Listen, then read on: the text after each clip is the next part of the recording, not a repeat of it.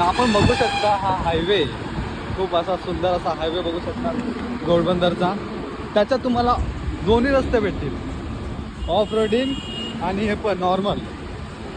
दोन्ही कंपॅरिझन चांगले आहेत इथे. ऑफ रोडिंग हे बघा, एकदम सुहाना असा रस्ता आणि त्याच्यामध्ये ऑफ रोडिंग.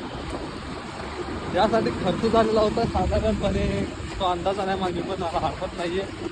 पण ह्या रस्त्यासाठी भरपूर काय काय मेहनत घेतली होती लोकांनी.